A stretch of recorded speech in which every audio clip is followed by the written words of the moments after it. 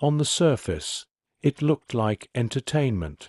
Thousands of spectators poured through towering gates before sunrise. Vendors sold food and wine. Children climbed onto their fathers' shoulders for a better view. Senators took their reserved seats while ordinary citizens packed the upper tiers. The excitement was contagious. By midday, more than 50,000 people could be watching the same spectacle. To many Romans, it was simply another day at the arena. But beneath the cheers, something much darker was taking place. The arena was not built merely to entertain. It was designed to demonstrate power. The Roman Empire understood something that few civilizations had mastered. Violence could become theater, and theater could become politics. Every event inside the arena reminded the crowd who controlled life and death. The emperor, the senate, the state. Whether the venue was the mighty Colosseum or one of the many amphitheaters scattered across the empire, the message remained the same. Rome was powerful enough to command nature itself. Wild animals arrived from Africa. Exotic creatures crossed deserts and seas. Prisoners from distant provinces stood before crowds that had never seen their homelands. Every performance became a celebration of conquest. Every spectacle reminded Romans that their empire stretched beyond imagination. The morning often began with animal hunts. Skilled fighters known as venators confronted lions, leopards, bears, wild boars, and even elephants before enormous audiences. Some hunts displayed remarkable courage. Others became carefully choreographed massacres. The goal was not fairness. It was amazement. By midday, the mood shifted. The audience waited for something different. Not sport. Punishment. Convicted criminals, rebels, pirates, deserters, and those condemned by Roman courts were brought into the arena. Many never expected to survive. Their executions were transformed into public performances. Some were forced to reenact scenes from mythology. Others faced trained executioners or dangerous animals before cheering crowds. The line between justice and entertainment disappeared. For Rome, punishment was not hidden behind prison walls. It was displayed before thousands. Yet even these spectacles were only the beginning, because when the afternoon arrived, the gates opened once again, and the men everyone had been waiting to see stepped into the sand. The gladiators. But even they were not always fighting for freedom. Sometimes they were fighting for something far more difficult: hope. By the time the gladiators entered the arena, many people had already died. Modern audiences often imagine Roman amphitheaters as places where trained fighters battled for glory. Those contests certainly happened, but they were only one part of a much larger spectacle. For many condemned prisoners, there would be no duel, no chance to prove their courage, no possibility of victory. Their role had already been decided before they entered the arena. To die. Public executions had long been part of Roman justice, but the arena transformed punishment into performance. Thousands of spectators watched as condemned criminals were brought into the sand, surrounded by soldiers, officials, and the roaring crowd. The purpose extended far beyond punishment. These executions were carefully staged demonstrations of imperial authority. They reminded every citizen what happened to those who challenged Rome. Ancient writers describe several forms of execution that took place inside amphitheaters. One of the most infamous was damnatio ad bestias, condemnation to the beasts. In these spectacles, prisoners could be exposed to lions, leopards, bears, or other dangerous animals before enormous crowds. Not every victim died immediately. Some struggled to escape. Others attempted to defend themselves with little more than desperation. The audience watched every moment. Yet historians caution against imagining every execution as the same. Roman amphitheaters hosted events across centuries and throughout a vast empire. Practices varied by place, period, and emperor. Some accounts come from eyewitnesses. Others survive through writers with political or moral agendas. Even so, one reality remains unmistakable. Rome deliberately transformed punishment into public entertainment. Some executions became even more elaborate. Rather than simply killing prisoners, organizers staged mythological performances in which the condemned played the role of famous characters from Greek and Roman legends. A man cast as Orpheus might be surrounded by animals. Another portraying Daedalus could be made to reenact a legendary fall. The audience already knew the stories. What made the performance unforgettable was that this time, the ending was real. For Rome, mythology, justice, and theater became almost impossible to separate. Every execution carried a political message. Every death reinforced imperial power. Every applause reminded spectators that the emperor alone decided who deserved mercy. Yet despite all this brutality, there was one type of spectacle that dwarfed everything else in scale. It required thousands of participants, months of preparation, and enough water to transform an arena into an ocean. The Romans called it naumachiae. If the morning belonged to the hunters, and the afternoon belonged to the gladiators, some days belonged to something far more unbelievable. The Romans did not simply stage battles. They recreated entire wars. To understand the scale of these spectacles, it helps to remember one thing. Rome was not trying to entertain a few thousand people. It was trying to astonish an empire. Among the most extraordinary public spectacles ever organized were the naumachiae, staged naval battles involving real ships, real crews, and in many cases, real deaths. The first great naumachia was organized by Julius Caesar in 46 BC to celebrate his victories. To make it possible, an enormous artificial basin was excavated specifically for the event. Thousands gathered to witness something they had never imagined. Warships maneuvering across open water, archers exchanging volleys, boarding actions, explosions of noise echoing through the crowd. The scale alone was staggering. Later emperors sought to surpass even this achievement. Augustus sponsored even larger naval displays. Then came Claudius, whose famous spectacle on Fucine Lake involved hundreds of ships and thousands of participants according to ancient accounts. To spectators, it looked like history itself had come alive. But unlike a theatrical performance, the danger was real. Many of those rowing the ships were prisoners of war or condemned criminals.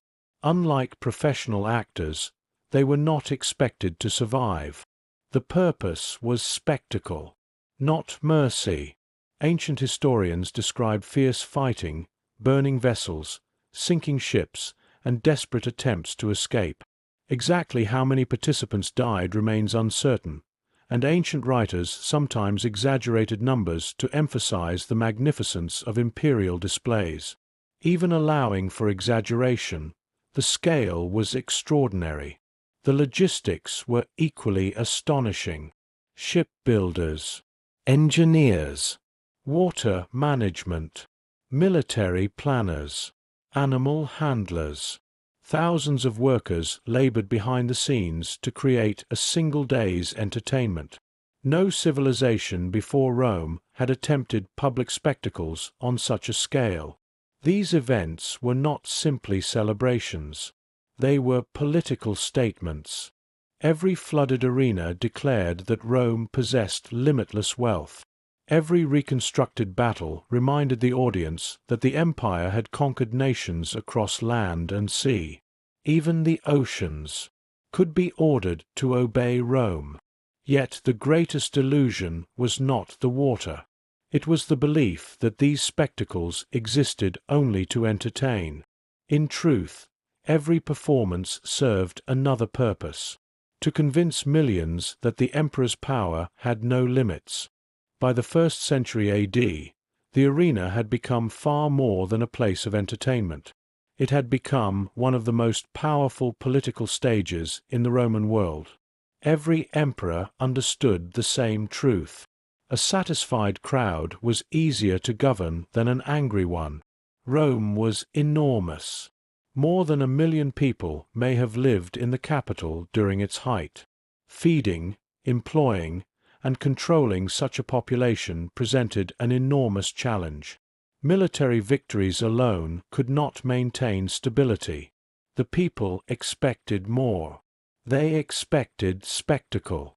The Roman poet Juvenal later mocked this reality with a phrase that has survived for nearly 2,000 years. Bread and circuses, free grain, public entertainment. Keep the population fed. Keep it distracted. Keep it loyal. The arena became the perfect instrument for that strategy. When an emperor organized magnificent games, he was not simply entertaining Rome.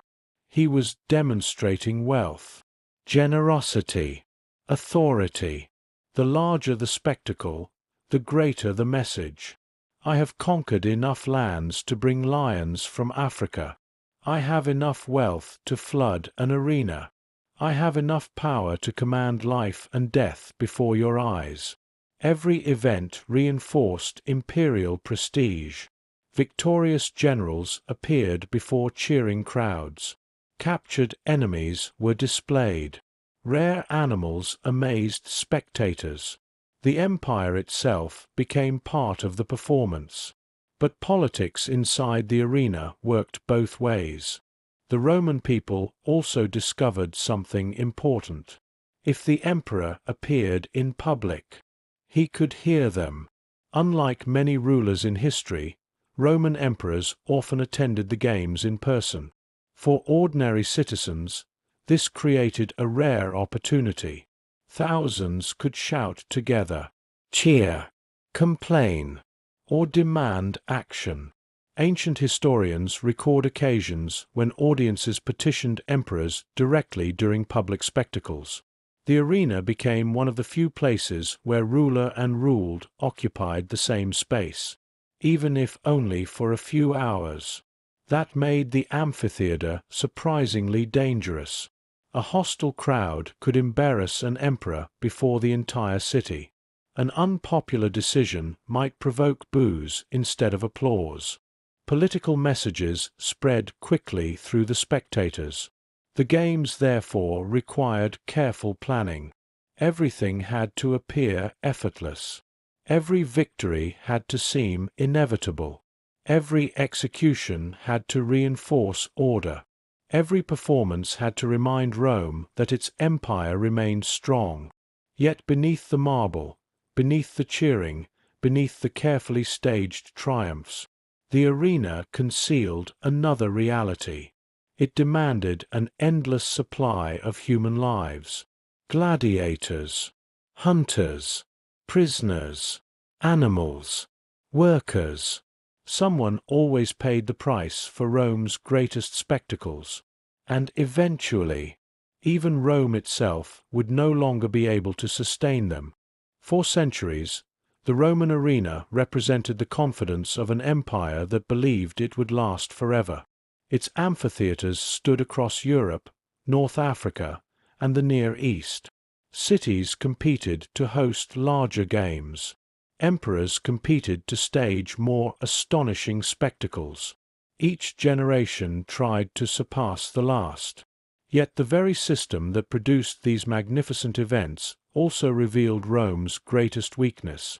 Spectacle is expensive.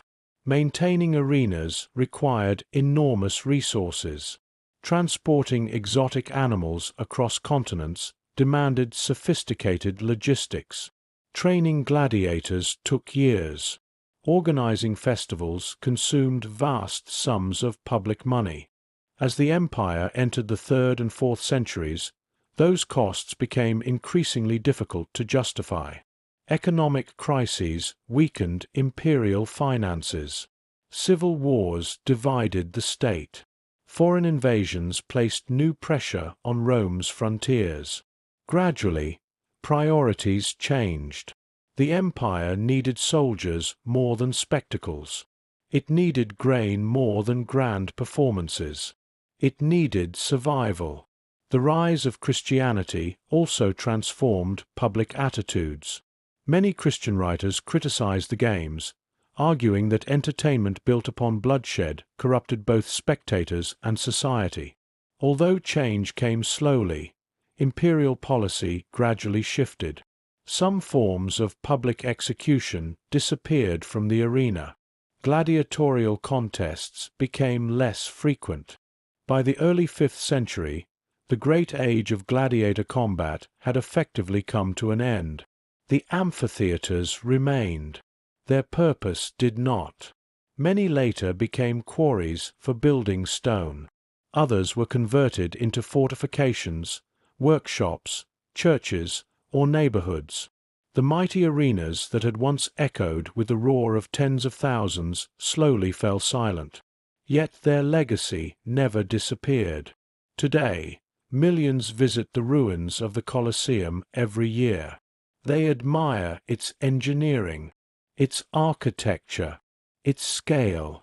But beneath those ancient stones lies another story, a story of politics disguised as entertainment, of justice transformed into spectacle, of ordinary people cheering while extraordinary violence unfolded before them. The arena was never simply a place where Romans watched games.